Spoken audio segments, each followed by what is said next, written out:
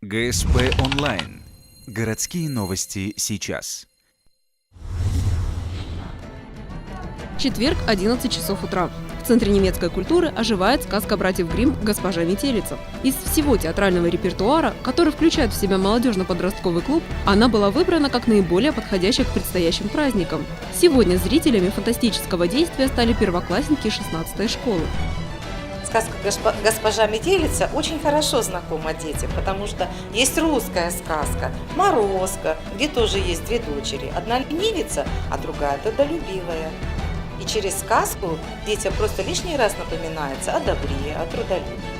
В конце Метелица наказывает ленивую девушку, выливая на нее черную смолу. Но дети решают ей помочь и зовут Николауса и Кристкин, немецких Деда Мороза и Снегурочку. Ради намеченной цели ребятам приходится пройти несколько игровых заданий. В качестве вознаграждения все получают подарки и хорошее новогоднее настроение.